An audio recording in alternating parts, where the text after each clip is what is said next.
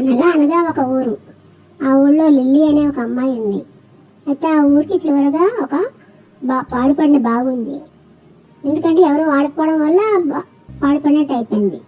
అక్కడికి ఎవరు వెళ్ళి నీళ్లు వాడుకోరనమాట. ఆ నీళ్లు తాగితే వాళ్ళందరికీ చెడు కళలు వస్తాయి, చెడు జరుగుతుందనే ఒక అపోహ ఉంది. అందుకని ఎవరు ఆ నూరు దగ్గరికి వెళ్ళి నీళ్ళు తీసుకుని తాగడం కానీ వాడుకోవడం కానీ ఏమి చేయరనమాట.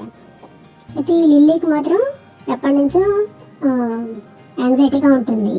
ఆ నీళ్ళు తాగి చూడాలి ఎలా ఉంటుంది ఏంటి, ఎందుకు దూరంగా ఎందుకు వదిలేశారు ఊళ్ళో వాళ్ళంతా అని చూడాలని తెలుసుకోవాలని కుతూహలం ఉంటుంటుంది అమ్మాయికి.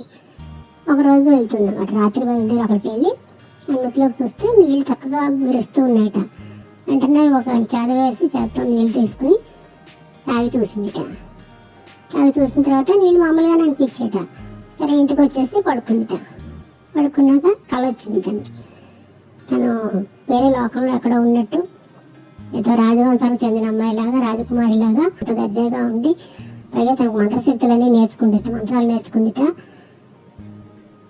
అలాగా రకరకాల విద్యలు కూడా వచ్చుట అమ్మాయికి ఆ లోకంలో. అంత అయిన తర్వాత కొంతసేపటికి తెల్లవారింది. తెల్లవారాక మేలుకు వచ్చింది అమ్మాయికి. తీరా చూస్తే ఇక్కడ ఇంట్లో పాకింట్లోని మంచమే పడుకుని ఉందిట. ఇదంతా కళ అనుకుందిట. మళ్ళీ మరుసటి రోజు కూడా అలాగే వెళ్ళి పొద్దున్న అక్కడ వెళ్ళి నీళ్ళు తాగి వచ్చి మళ్ళీ పడుకుందిట. మళ్ళీ కళ వచ్చిందిట. అలాగే రోజు వస్తుండేది కళ. రోజు ఆ లోకంలో మాత్రం అలా మంత్రాలు నేర్చుకుని ఎన్నో కొత్త కొత్త విద్యలన్నీ నేర్చుకుని ఎన్నో శక్తులు సంపాదించిందిట. ఆ తర్వాత రాను రాను అమ్మాయికి ఇక్కడ వీళ్ళ ఊరి దగ్గర వీళ్ళు చుట్టుపక్కల జరిగే ప్రమాదాలు ఏమైనా ముందుగా తెలిసిపోతూ ఉండేదిట అమ్మాయికి. దాంతో ఊరి వాళ్ళని హెచ్చరిస్తూ ఉండేదిట, జాగ్రత్తగా ఉండాలి, ఇలా ప్రమాదం రాబోతుంది అని. అలాగా ఊరిని ప్రమాదాల నుంచి తప్పించింది కూడా.